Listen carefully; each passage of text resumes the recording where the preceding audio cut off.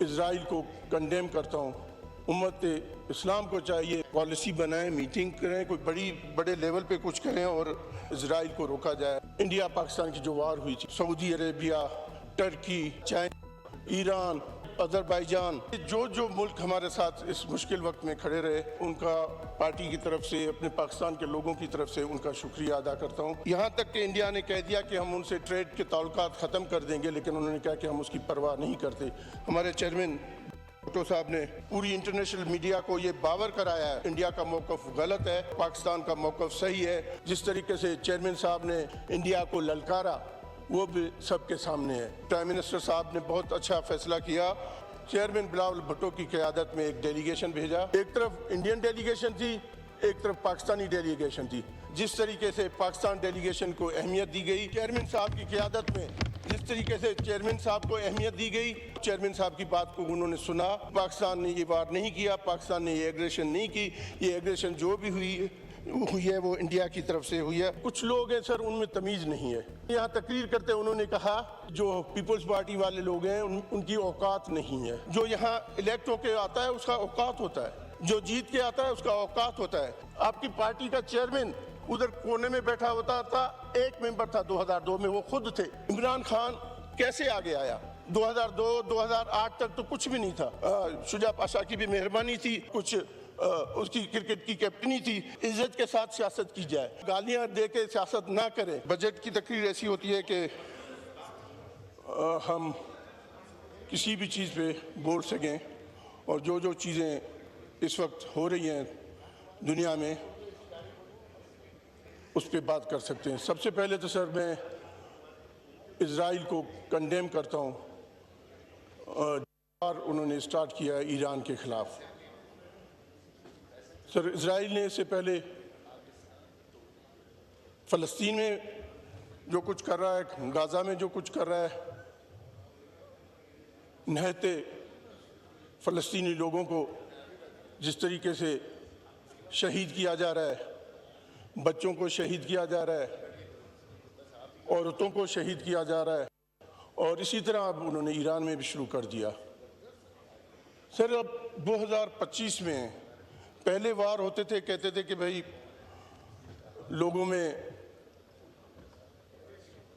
ये ख्याल नहीं है कि वार कितनी बुरी चीज़ है, लेकिन अभी भी देखें कि जिस तरीके से ये जंगें हो रही हैं, जिस तरीके से कत्ले आम हो रहा है, पूरी दुनिया को चाहिए, उम्मत इस्लाम को चाहिए कि ये इस पे कोई पॉलिसी बनाएं, मीटिंग करें, कोई बड़े लेवल पे कुछ करें और इजराइल को रोका जाए जिस तरीके की एग्रेशन वो कर रहे हैं।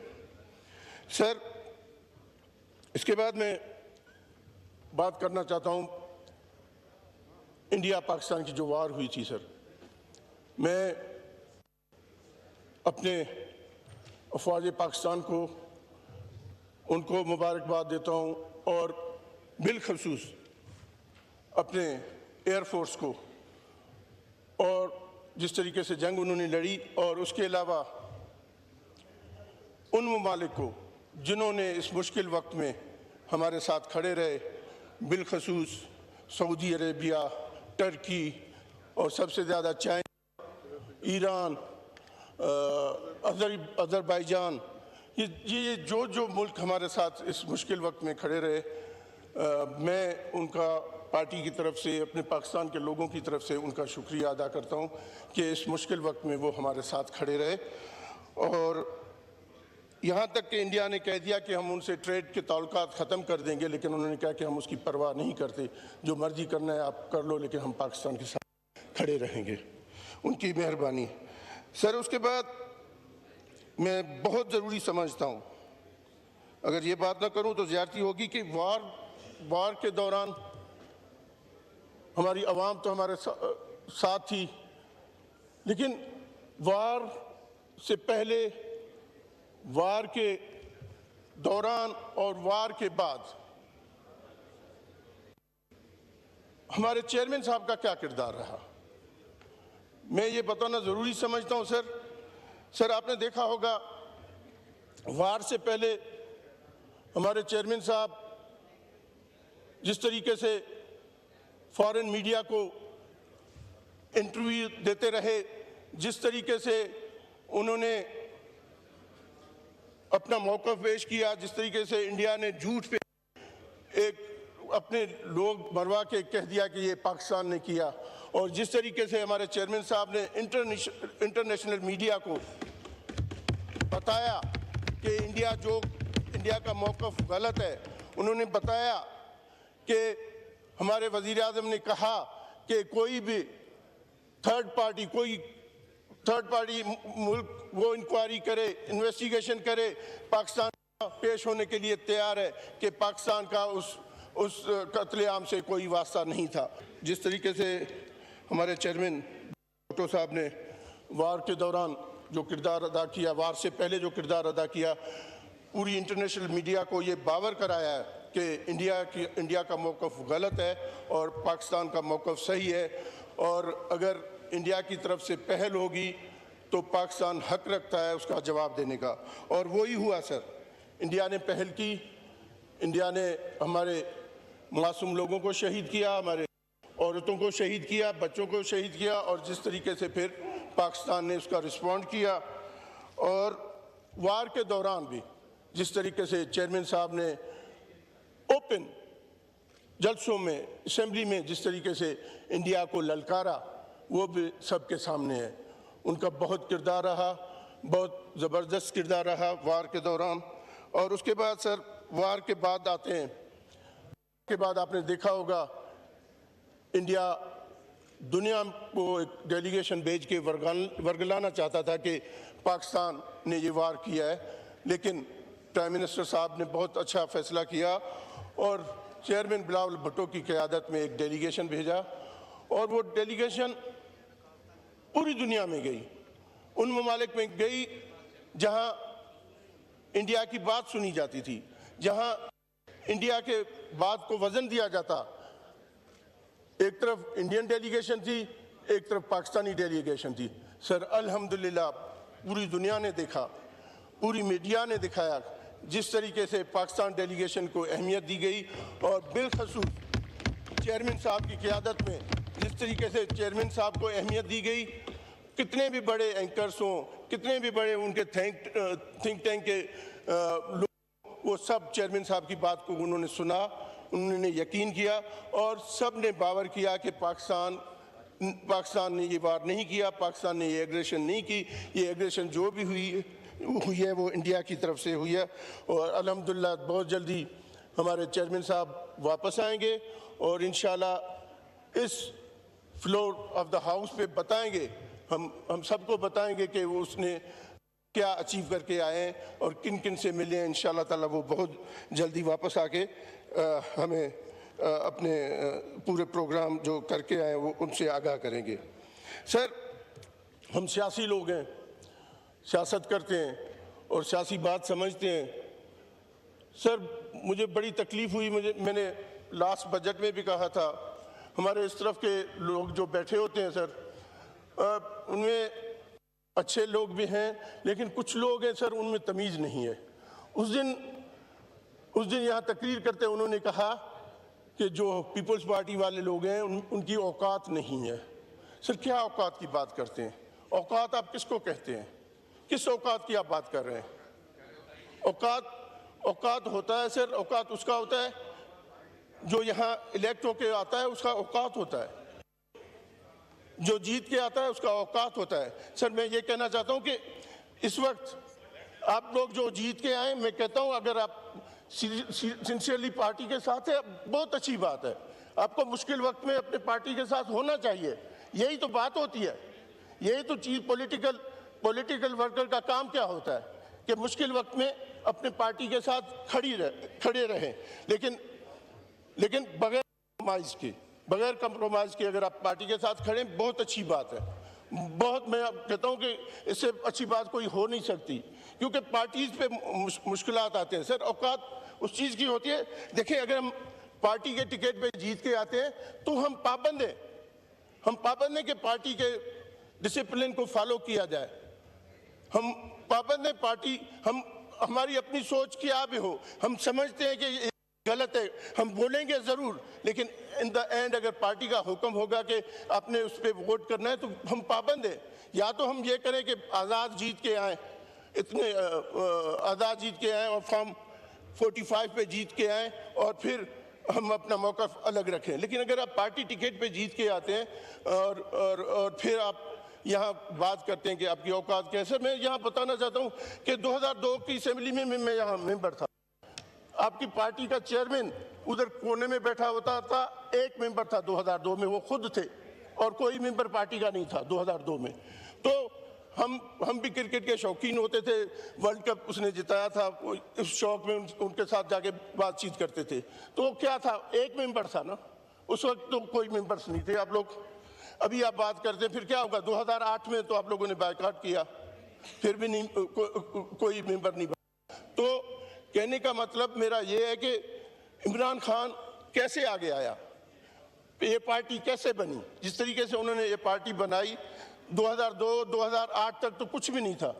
सर आप लोगों को स्पेस मिला, पॉलिटिकल स्पेस मिला। वो स्पेस क्यों मिला कि मोहतरमा बेनज़ीर भुट्टो शहीद हो गई, एक पॉलिटिकल वैक्यूम आ गया था, जिसकी वजह से आपको एक स्पेस मिल गया जिसमें खान साहब आगे आए और उस स्पेस को उन्होंने कवर किया, जिसमें शुजा पाशा की भी मेहरबानी थी और कुछ उसकी क्रिकेट की कैप्टनी थी।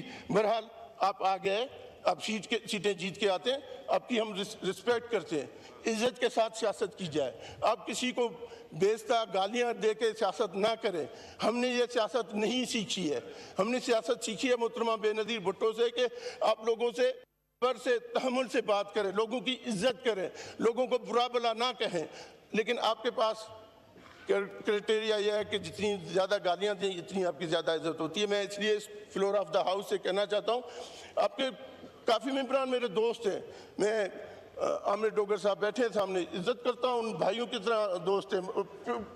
2013 की असेंबली में मेरे साथ मेंबर बने थे बहुत सारे इनके लोग, हम हैं, लेकिन आपको ये हक नहीं है कि आप यहाँ बैठ के पार्टी की या पार्टी के लोगों को उनको उनकी औकात बताएं। औकात बताने का आपको कोई हक नहीं है, आप किसी को किसी का औकात नहीं बता सकते। मुझे ये भी याद है सर, 2012 में इमरान खान साहब जेकाबाद आए थे, 2012 में उनका जो बड़ा जलसा उसके बाद हुआ था मीनार पाकिस्तान पे, उससे पहले की बात मैं बता रहा हूँ सर, मैं गवाह हूँ इस चीज़ का। आए थे डीसी चौक पे, उन्होंने जलसा किया था, सिर्फ 200 लोग थे वहाँ पे। तो मैंने खान साहब को फ़ोन किया, मैंने कहा खान साहब दोबारा जेकाबाद आए, कम से कम मुझे बताना, मैं लोग अरेंज करूँ, आप 200 लोगों के सामने तकरीर करें। तो मुझे कहने लगा खान साहब वो जो जिसने मुझे बुलाया ना उसने गलत बयानी की, सही कह रहे हैं, वाकई लोग नहीं थे। तो 2012 में तो ये पोजीशन थी, लेकिन अब आप इतने मेंबर बन के आए तो हमने तो आपकी भी इज्जत की सर। हमारे सीएससी की मीटिंग में चेयरमैन साहब ने ये फैसला किया कि सबसे बड़ी जमात आपकी है, आप हुकूमत बनाएं। हमने ये ऑफ़र आपको की, लेकिन आपकी तरफ से वही चोर डाकू की बातें चलती रही। न्यूयॉर्क में भी जो बातें हुई, यहाँ भी वही चोर डाकू। हमने तो आपको ऑफ़र दी कि आप हुकूमत बनाएं। सर सीएससी की मीटिंग में मैं उसका गवाह हूँ, राजा साहब है, खुर्शीद शाह साहब बैठे, हम गवाह हैं। चेयरमैन साहब एक बात रखी कि हमारे पास क्या ऑप्शन हैं। पहली ऑप्शन हमारे पास थी कि पीटीआई वालों से बात की जाए, लेकिन वो उनका जिस तरीके से जवाब आया कि हमने कहा कि इनको हुकूमत बनाने का हक है, ये लोग हुकूमत बनाए। सीएससी की मीटिंग में चीखें निकल गई सबकी कि भाई हम दोबारा इलेक्शन नहीं लड़ सकते, हम इतने मुश्किलों से लड़ के आए, अब दोबारा इलेक्शन कैसे करें। सब ने डिसएग्री किया कि हम दोबारा इलेक्शन के लिए तैयार नहीं हैं। सर तीसरी ऑप्शन हमारे पास क्या थी, जमहूरियत के खातिर हमारे पास ऑप्शन ही ये बचा था, यही बचा था कि हम नून लीग के साथ मिल जाएं और जमहूरियत की जो पटरी चल रही है, जो जमहूरियत की गाड़ी चल रही है, उसको चलाए, जमहूरियत की पटरी चलती रहे। तो ये ऑप्शन हमारे पास बचा था और हमने नून लीग के साथ ये फैसला किया कि हम उनके साथ गवर्नमेंट में जाएंगे और जमहूरियत जो चल रही है उसको आगे करेंगे। क्योंकि सर मोहतरमा बेनज़ीर भुट्टो कहती थी democracy is the best revenge, इससे बड़ा रिवेंज कोई नहीं है। तो चेयरमैन साहब ने भी उस चीज़ को फॉलो करते हुए यही कहा कि जमहूरियत के खातिर हमें इनके साथ मिल जाना चाहिए और इस हुकूमत का हिस्सा रहें। देखें अभी भी सर हम हुकूमत के साथ हैं, लेकिन we are not in the part of हम जो हुकूमत डिसीशंस करती है हम उस डिसीशंस के हिस्सेदार नहीं हैं। हाँ, हम सपोर्ट करते हैं, जमहूरियत के खातिर सपोर्ट करते हैं, हमारे पास कोई चॉइस नहीं थी इसलिए हम सपोर्ट करते हैं और सपोर्ट करते रहेंगे। और यहाँ हमने बातें की, यहाँ देखिए कोalition हुकूमत में क्या होता है सर, कोalition हुकूमत में ये होता है कि जब वो वहाँ से कोई ऐसी डिसीजन आती है जो हम समझते हैं कि ये डिसीजन सही नहीं है, हम समझते हैं हम गलत है, तो हम उसकी निशानदेही करते हैं, हम कहते हैं कि आप बैकआउट हो जाओ। ये हमारा काम है कि आपने ये जो डिसीजन किया, आपने 18% टैक्स लगाया, ना लगाए, इसको वापस लें। इस तरह की चीज़ें होती हैं कोalition में, हम उनको बावर कराते हैं और उनसे चीज़ें एग्री कराते हैं। सर अल्हम्दुलिल्लाह यहाँ मैं इस हाउस को बताना चाहता हूँ, सबको बताना चाहता हूँ, अक्रॉस द बोर्ड बताना चाहता हूँ कि हमारा 4, वैसे तो कुछ ज़्यादा डिफरेंस लेकिन 4 मेजर डिफरेंसेस थे। नंबर 1 पे था कि हमने कहा था कि सोलर पे जो टैक्स लगाया वो ना लगाएं, 18% का टैक्स। सर हमारी गवर्नमेंट से बातें हुई, चेयरमैन साहब ने इंटरवीन किया, अब गवर्नमेंट बैकआउट हो गया कि उसने 18 को 10% करने पे एग्री हो गया। लेकिन हम अभी भी समझते हैं कि 10% भी ज़्यादा है, हम फिर भी कोशिश करेंगे कि इस 10% को भी कम करें या इसको करें या इसको 5% तक ले आए। इसके बाद सर यहाँ ये तय हुआ था कि जो भी पाक PWD स्कीम्स थी वो सूबे करें। अब ये तय हुआ कि एक इदारा था, इन्होंने नया इदारा बनाया PIDCL के नाम पे। अब ये तय हुआ कि वो इदारा चारों सूबों में ये करे, सूबे अलग से नहीं करेंगे। अगर वो इदारा करता है तो ठीक है, चारों सूबों में वो इदारा करता है तो हमें उस पर एतराज़ नहीं है। अच्छा, और तीसरी बात ये हुई थी सर, और 2 साल तक जो भी पुरानी स्कीमें सूबे के पास हैं वो सूबे परफॉर्म करेंगे। एक बात ये हुई थी कि यूनिवर्सिटी, हमारे पास यूनिवर्सिटी के बारे में बात हुई थी कि इन्होंने एग्री किया था कि हम 4.8 बिलियन रुपीस देंगे, लेकिन बाद में वो उससे फिर गए और उन्होंने 2.6 बिलियन की बात की। लेकिन अब गवर्नमेंट एग्री हो गया है कि उस 4.8 बिलियन को, ये सिंध की डिमांड थी सर, ये चीज़ें मैं जो बता रहा हूँ हमारे सिंध गवर्नमेंट की डिमांड थी। अब वो 2.8 बिलियन से उन्होंने बढ़ा के 4.6 बिलियन कर दिया। अब सिंध गवर्नमेंट का मौक़िफ़ उन्होंने मान लिया, हम उसका शुक्रिया अदा करते हैं। सर यहाँ दोनों अतराफ से बात हुई कि सर्विसेज जो है वो सूबाई सब्जेक्ट है, सर्विसेज पे ये टैक्स नहीं लगा सकते, तो हम गवर्नमेंट को ये बात एग्री कराने में भी कामयाब हो गए कि जो सर्विसेज पे उन्होंने टैक्स लगाई थी वो उन्होंने वापस ले ली। सर्विसेज सूबों का काम है, सूबे वो काम करेंगे। सर ये चीज़ें थी जो हमने इनको एग्री करा। यही होता है कोalition हुकूमत। अब अगर हमारी चीज़ें मानेंगे तो फिर तो हम वोट करेंगे ना। वहाँ से कहा गया कि आपके पास कोई औकात नहीं है, आप वोट कर देंगे। जी हमारे पास औकात है कि हमने गवर्नमेंट को मनाया, हमारे पास पावर है, ताकत है, हमने गवर्नमेंट को बनाया कि ये चीज़ें आप गलत कर रहे हैं, इसको वापस लें, और वो वापस हो रही हैं। हम ये इस चीज़ को भी मनाने में इंशाल्लाह ताला कामयाब हो गए। जो गवर्नमेंट ने 337A लगाया, सर ये किस तरीके का है कि FBR जिसको मर्जी पकड़ ले, जिसको मर्जी जेल में डाल दे, किसी CEO को पकड़ ले, किसी कंपनी के मालिक को पकड़ ले, उससे कोई पूछने वाला नहीं है, कोई नहीं पूछ सकता। सर FBR के चेयरमैन का बड़े दुख से बयान आया था कि हमने ये छिक रखा है कि लोगों को डराने के लिए। क्या बात करते हो तुम, लोगों को डराने जा रहे हो? मतलब क्या बिजनेसमैन आपसे डरें? आप इनको इनकरेज करें, आप इनको जैसे वो ज़्यादा इन्वेस्टमेंट करे। तो हमारी अभी बात हो रही है 337A को ख़त्म करने के लिए। इंशाल्लाह ताला हम कोशिश करेंगे कि 337 को ख़त्म किया जाए और ये गिरफ्तारी वाला शिक जो है उसको ख़त्म किया जाए। सर यहाँ बड़ी बातें हुई हैं मेरे MQM के दोस्तों के, दूसरों से।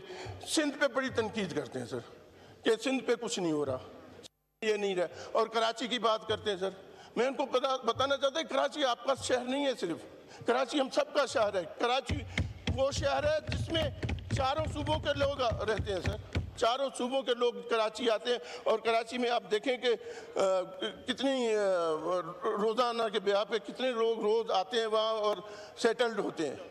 उसकी बात आप क्यों नहीं करते? आप पॉपुलेशन की बात क्यों नहीं करते कि पॉपुलेशन जिस तेजी से बढ़ रहा है, रिसोर्सेज उस तेजी से कम होंगे? उसकी बात नहीं करते। आप कहते हैं कि कराची में ये हो रहा है। सर, मैं अभी भी बताना चाहता हूं कि सबसे ज़्यादा फंड सिंध गवर्नमेंट ने कराची शहर के लिए रखे हैं। सर, मैं अपने किसी कलीग को दूंगा, वो बताएंगे कि कराची के लिए कितने अरब रुपए रखे जाते हैं हर साल, और काम भी हो रहा है। ऐसा नहीं है कि काम नहीं होता। यहाँ सर बात की गई कि हॉस्पिटल्स जो है नहीं।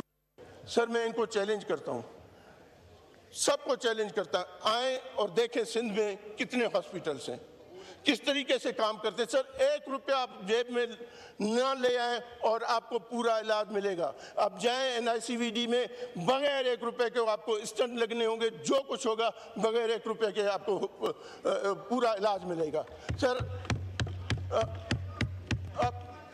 आप नो क्रॉस टॉक। मेरे भाई, मैं अच्छी बातें कर रहा हूँ, सब्र करो, सुनो। जो तुम में है नहीं, सब्र और इखलाक की चीज ही नहीं है तुम में। चुप करके बैठो। सर, उनको चुप कराएं। Order in the house, order in the house. Afridi साहब, इस तरह ना करें, आपके मेंबरान ने भी बोला। ये सही बात नहीं है यार, उसको रोके। जी, आप कंटिन्यू करें। सर, NICVD में मैंने जैसे कहा, आप JPMC में चले जाएं सर, हर किस्म का इलाज आपको मिलेगा। आप चाइल्ड लाइफ फाउंडेशन की बात करते हैं, वहाँ हर चीज़। SIUT में आप चले जाएं सर, ट्रामा सेंटर में चले जाएं सर।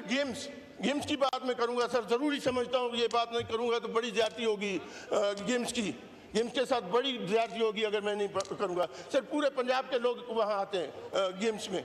सर, मैं आपको किसी और की एक्सपीरियंस की बात नहीं करता हूँ, मैं अपनी एक्सपीरियंस की बात यहाँ करना चाहता हूँ। सर, मेरा एक दोस्त, सर मैं आपकी तवज्जो चाहता हूँ। सर, मेरा एक दोस्त, मेरा क्लास फेलो, मेरा पुराना दोस्त, वो उसको सर लिवर प्रॉब्लम हो गया। वो अमेरिका गए, कैलिफोर्निया गए। वो वहाँ के डॉक्टरों ने उसको कहा कि आपका इलाज नहीं हो सकता, हम आपका इलाज नहीं, आपको लिवर के साथ हार्ट का भी प्रॉब्लम है।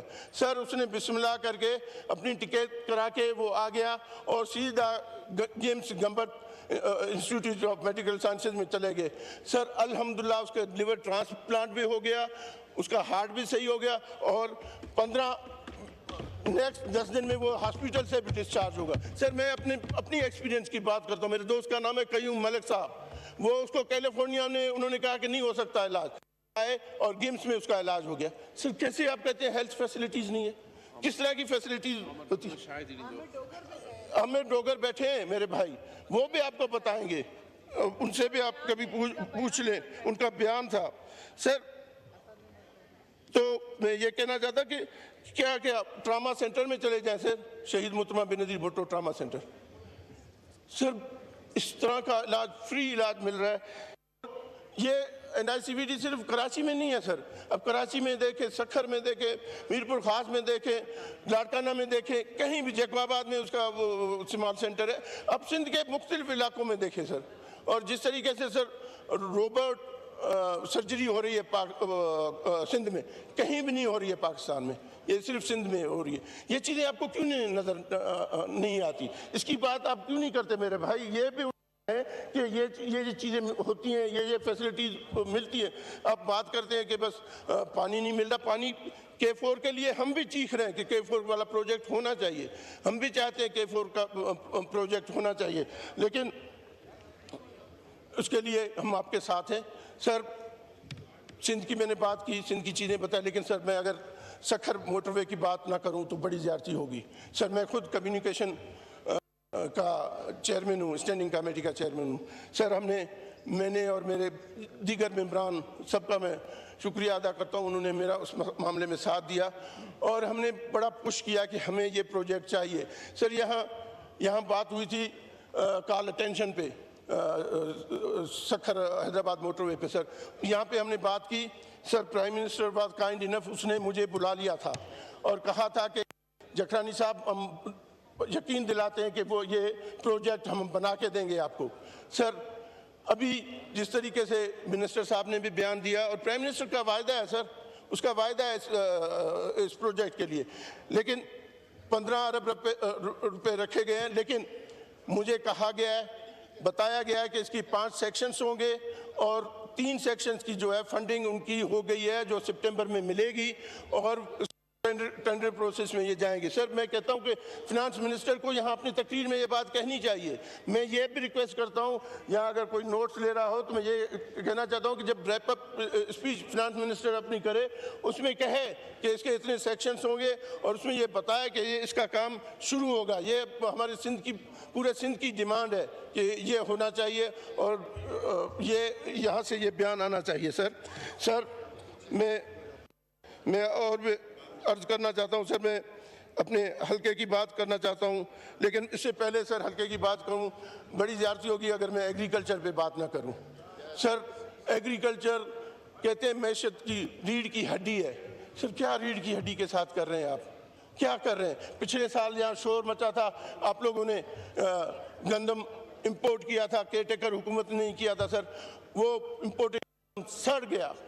अभी भी सर गंदम जो है अभी भी सड़ रहा है, अभी फिर तैयारी कर रहे हैं कि ये उसको फिर दोबारा से इंपोर्ट किया जाए।